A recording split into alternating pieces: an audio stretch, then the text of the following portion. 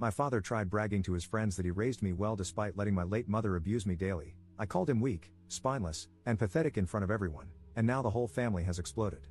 Posted by you/Artistic Minute 4365. My father has always been against any confrontation or arguments.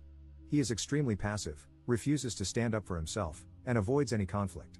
If someone isn't paying attention while walking and bumps into him, he insists it's his own fault. If his employer messed up his salary, he wouldn't bother fixing it. If a mechanic didn't properly repair his car, he would just accept it as is. This unfortunately resulted in a tumultuous childhood with my insanely narcissistic mother. She controlled his every move. She got him to quit his job and become a stay-at-home dad. She had him do every chore. She insulted him at every step.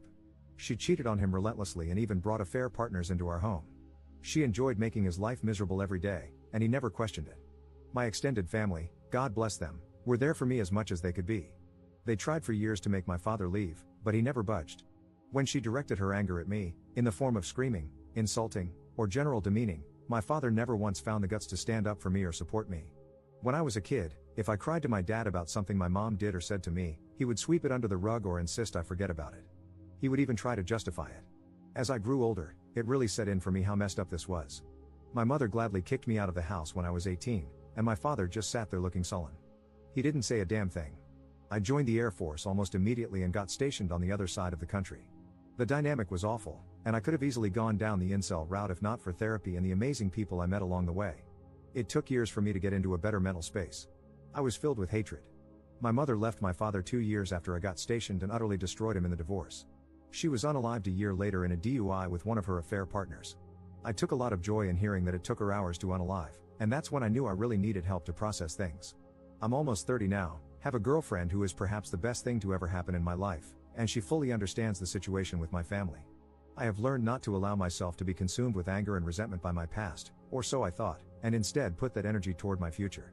I have been extraordinarily low contact, nearly no contact, with my father since I left. As much as I try, I cannot make that connection with him. I recently went to a family reunion and brought my girlfriend with me. My father was there since it was his side of the family. They have many issues with him, but he's family, so whatever, I guess. I made sure to avoid him. I was chatting with my uncles when I heard my father talking in the background. He was discussing how a co-worker of his was going through a divorce after discovering his wife was having an affair and was positioned to have a very favorable outcome. My father remarked that his co-worker should work to forgive his wife and, in his own words, set a good example for unity and forgiveness, and how he believed he had set a great example for me in that regard. I swear it was like a switch went off in my head, and I was mentally back to being that rage-filled 18-year-old. All these years, and he never learned a damn thing. I turned to him and asked if he was effing serious. He looked at me and started to stutter. I know the next minute was pure word vomit, and I can't relay it perfectly, but to sum it up, I shouted that he was a pathetic father, a pathetic man, that his family all knows he's a disgrace of a human being who would rather let his son be treated like crap than defend him because he's a effing coward. No one would ever see him as an example to live by, his wife would rather sleep with half the neighborhood than even touch him, and he should never ever believe anyone respects him. I began to derail and ramble between my shouting, and my girlfriend quickly took me out and drove me home. It was insane how quickly being away from him made me feel better. She just held me when we got back and told me it was okay. Again, she's the best thing to ever happen to me. I was ashamed of how I lost it and am now going to resume therapy, that's a given. However, I'm glad I finally unloaded what always needed to be said onto him. Extended family is pretty mixed in their reactions. His brothers, my uncles, said it was time for him to hear it from me. My grandparents are pissed that I did it in front of the entire extended family, with some saying I should have done it behind closed doors instead of in front of everyone. Relevant comments. Commenter. All I can say, based on your post and this interaction, is that your anger is deeply misguided. You're failing to recognize the truly horrifying thing. You're behaving like the very mother you should actually hate. Ops response. Oh, trust me, I fully hate her as well, but she's gone, and there's no use holding a grudge against a dead person. I had hoped, though, that after his son made him an outsider in his life, his family openly joked to his face about his failings as a father, his ex-wife drained him of everything and left him starting over in a one-bedroom apartment, and his friends slowly left him one by one out of embarrassment, that maybe, just maybe, he would have had at least one moment to reflect and consider that he should have done things differently. Update 2 days later. Thanks for the advice and recommendations, even among some of the responses calling me the jerk.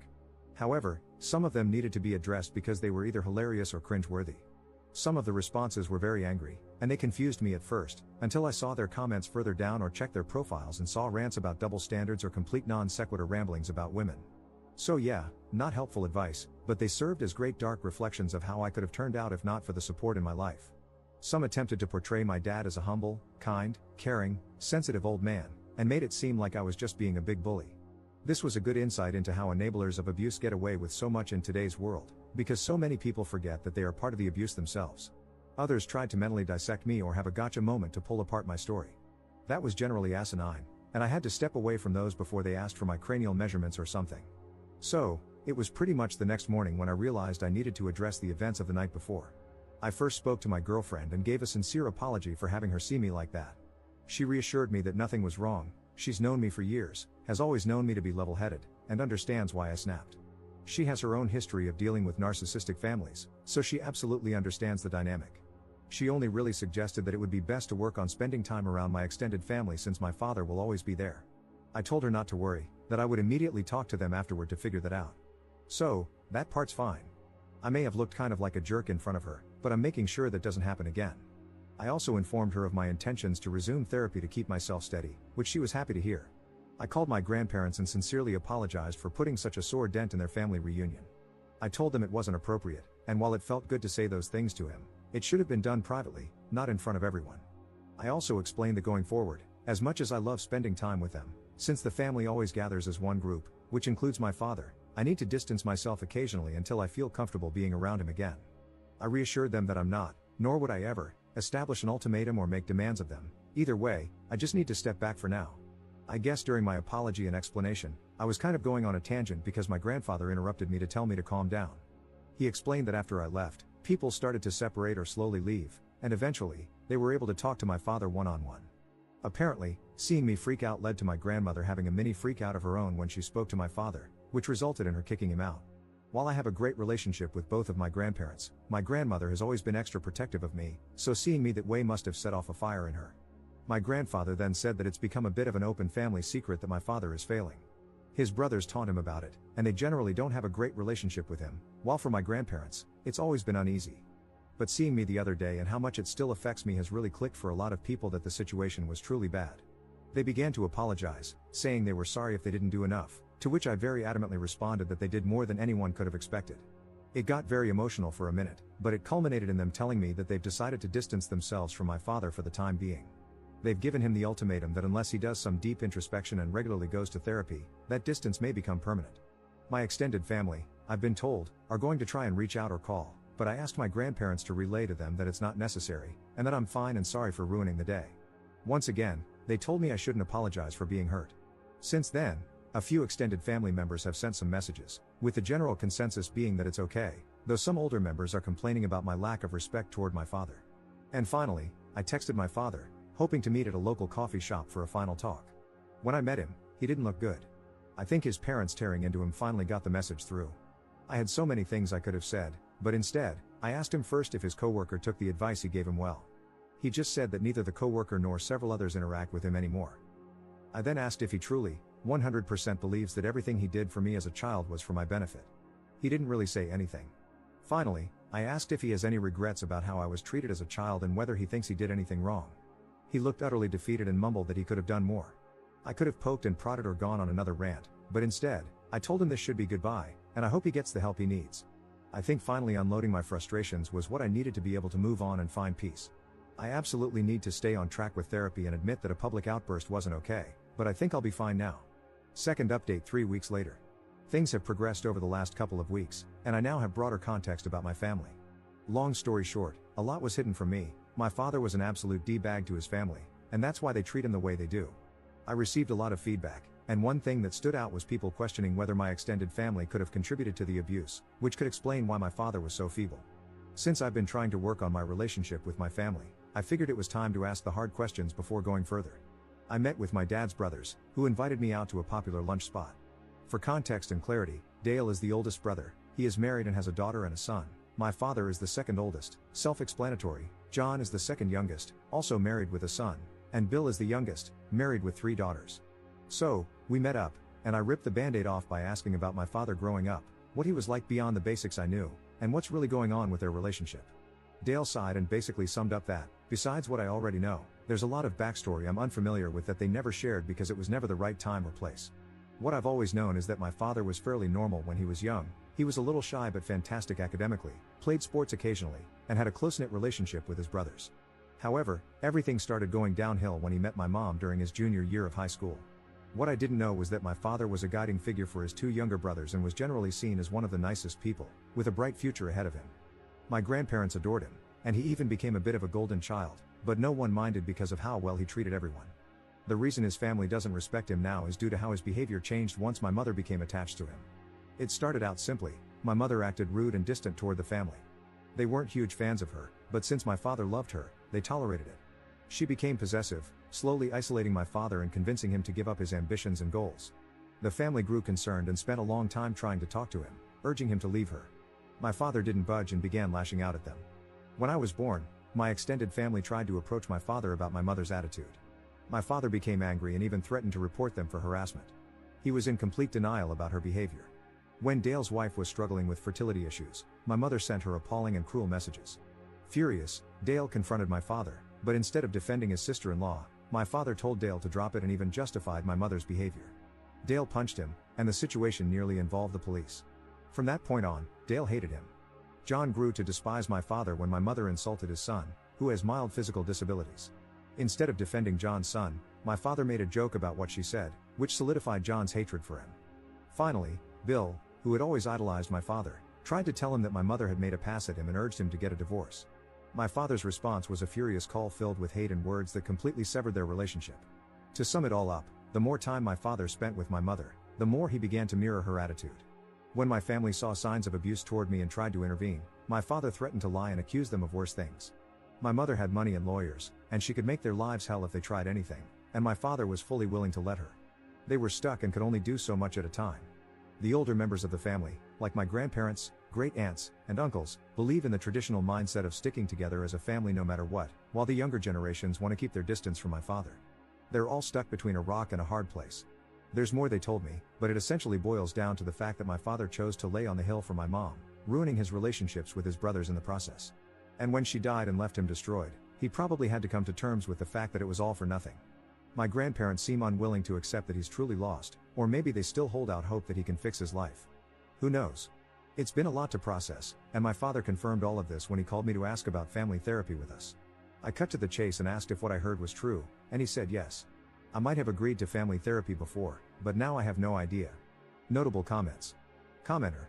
You were basically your dad's meat shield throughout your entire childhood, and apparently, that was a pattern. Turns out, the man threw his own siblings under the bus as well.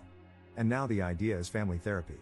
If something is so deeply ingrained that he's willing to throw his child and siblings to the wolves just to maintain his own illusion, then I really don't think let's work on our relationship is the way forward. If anything, if I were you, I'd be very wary that this is just his latest attempt to let others take the heat while he stays out of the spotlight, pretending to be the good guy. Third update 2 weeks later. I came to the decision that it was time to cut off my father for good. The more I learned about who he was, the more I realized that nothing good would come from having him in my life. I'm also going to put some minor distance between myself and my extended family on his side until I can process things more. There's just a lot to work through there. I met up with my father one last time in a coffee shop to talk things over. I asked him one last time, why? Why did he do all this? Why did he let his wife treat everyone like crap? Why did he treat his family and me like crap for her? Why did he do all this? He tried to weasel his way out, but I absolutely demanded to know. And he basically answered that it was because he loved her. Yep, that was his stupid answer. He loved her and just clung to her no matter what she did. No matter how much she hurt him or others, he was an insecure man who latched onto the first woman who showed him attention. Even when she slowly destroyed his life, he thought it was better than trying again. I just got up and told him to fix his life, but I wouldn't be a part of it. I hope he has the sense to understand why. No matter how he tried to word it, I had 2 abusive parents. He didn't say anything, just stared at me. Which leads to last night. I got a call from my grandparents that the night before, my dad had tried to call his brothers and make peace. Unfortunately, from what they said, he did it in the most lackluster, avoidant way possible, sparing himself any guilt. That didn't go well. After recent events and old wounds being dug up, they gave him a verbal lashing that made mine look microscopic in comparison. My dad hung up and lost his crap, decimated his entire apartment before packing up what was left and driving off. They only found out because one of his brothers came to check on him. From what they can tell from the few texts they've received, he's lost his mind after decades of crap and is driving to the other side of the country to start fresh. Also, from the minimal communication they've had with him, he's acting incredibly vile toward them, and they say he seems to be acting just like my mother. Edit. Things are progressing/spiraling very quickly, and I'm expecting this whole insanity parade to come to a conclusion within a few days at this rate. I won't make any real update until I have all the facts, but I'm just glad I made the decision to move on. Fourth update 3 months 2 weeks later. For those who stuck around, I'd say it's over and as wrapped up as it can be. My girlfriend/fiancé and I are getting married later this year. My father is alive. He lost his crap and spiraled, but a couple of weeks later, he came back. His apartment obviously barred him from returning and is pursuing legal and financial damages against him. He has no job anymore and is staying with my grandparents.